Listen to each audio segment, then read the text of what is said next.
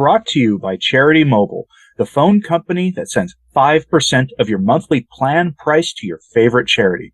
No contracts, nationwide coverage, risk-free guarantee. Learn more at CharityMobile.com. I have an interesting historical document for you that is especially interesting in light of some of the criticisms you'll hear from my fellow traditionalists about the Second Vatican Council, but is especially more interesting in light of the Synod on Synodality that's ongoing.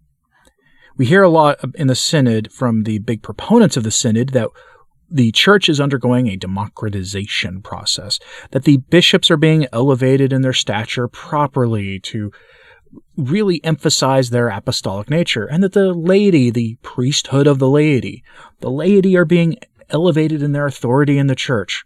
This elevation of authority, of course, comes at the sacrifice of the Roman pontiff, which many of you not liking the current Roman pontiff, or the man that is alleged to be the Roman pontiff, depending on your perspective, you won't find that necessarily a bad thing. But in the grand scheme of things, this elevation of the bishops and the laity at the expense of the power of the papacy has been thoroughly and categorically condemned multiple times throughout church history. And here today I have a document that really goes into that, and that is the Condemnation of the Council of Pisa. It is a quasi-council, more of a synod, really. It was a national, if you want to call it that, local synod where the Great Schism, the Great Western Schism, was attempted to be healed by this council and a few others. And they attempted to do so by curbing papal authority through what we call collegiality, which is, again, the bishops as a body having almost as much authority, if not the same authority, as the Roman pontiff. That's a very, we'll call it Dollar General kind of definition of collegiality. There could be a further, deeper discussion on collegiality if you want at some point. But here is the condemnation of this from the Fifth Lateran Council, and this really puts into perspective, I think, some of the things at the Synod on Synodality that we see today, the underlying logic of it. Issued at the second session of Lateran V on the 17th of May, 1512. Julius, bishop, servant of the servants of God, with the approval of the Sacred Council, for an everlasting record. We intend, with the help of the Most High, to proceed with the holding of this sacred Lateran Council, which is now begun for the praise of God, the peace of the whole Church, the union of the faithful, the overthrow of heresies and schisms, the reform of morals, and the campaign against the dangerous enemies of the faith.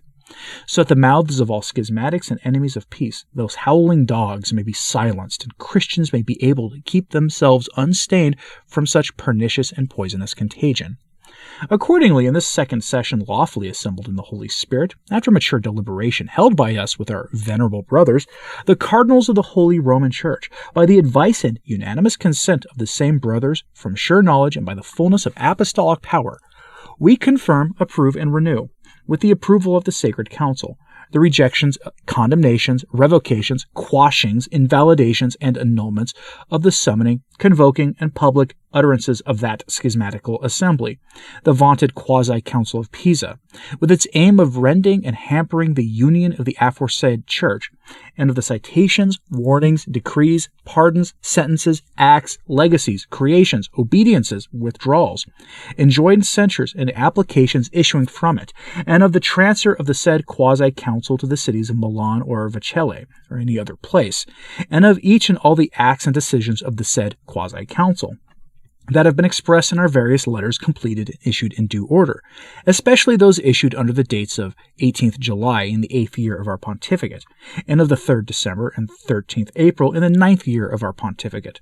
Likewise, we confirm, approve, and renew with the approval of the Sacred Council the letters themselves, along with their decrees, declarations, prohibitions, commands, exhortations, warnings, applications of ecclesiastical interdicts, and other sentences, censures, and penalties, whether by canonical sanctions or by our own act, especially those in the letter summoning this sacred universal council, and each and all of the other causes contained in the said letters, the meanings of which we wish to be considered as expressed, as if they were inserted herein, word for word, even though, as being definite and valid, they require no other confirmation or approval for a more extensive guarantee and demonstration of the truth. We wish, decree, and ordain that they be observed without alteration, and we make good each and all of the defects in them, should there be any.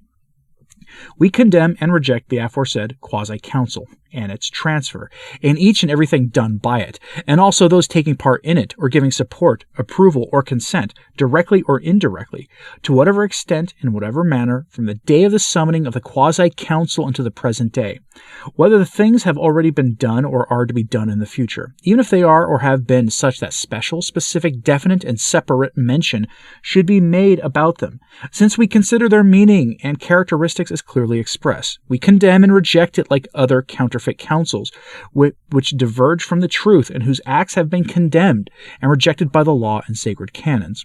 We proclaim these things to be null, void, and empty, as indeed they are, to be or to have been of no force or importance. And so far as necessary, we declare them void, invalid, and null, and we wish them to be considered as void, invalid, and null.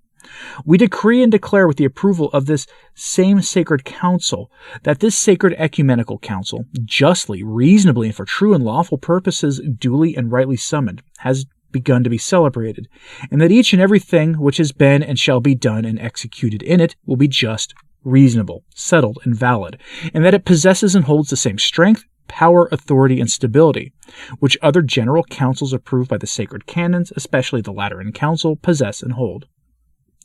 Moreover, in the arrangement of the seasons as the summer heat approach, in order to take account of the convenience and health of the prelates, and so that those may be awaited who live beyond the mountains and across the sea, and who have hitherto been unable to come to this sacred council, and for other just and reasonable causes known to and approved by the said sacred council, we are summoning the third session of this same council to take place on the 3rd of November next, with the said council likewise giving approval.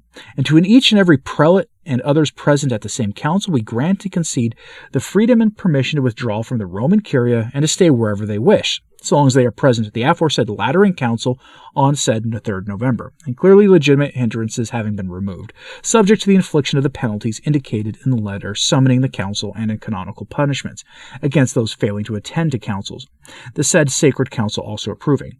Let nobody, therefore, if anyone, however, etc., etc., etc. So that was a list of condemnations against a council for engaging in essentially schismatic acts. They were, again, trying to not just undermine the authority of the pontiff, as in like Julius himself, but as trying to undermine the power of the Roman papacy.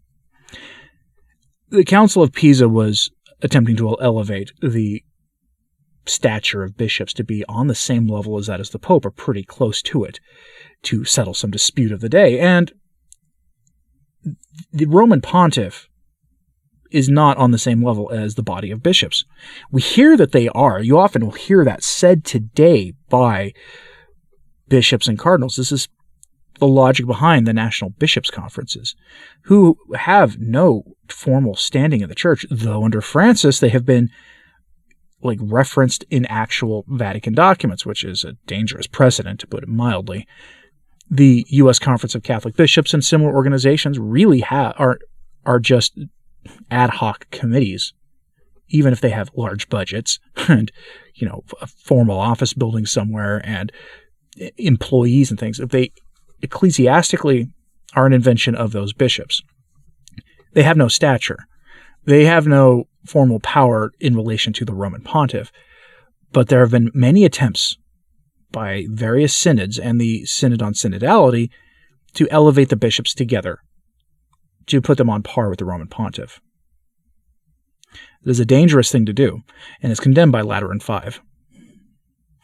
The Fifth Lateran Council was interesting for a lot of reasons, and there's something I'd like to go into detail in an interview, possibly with somebody in the near future, about the Fifth Lateran Council, and that is the binding nature of very public Marian apparitions, which the Lateran Council also addressed.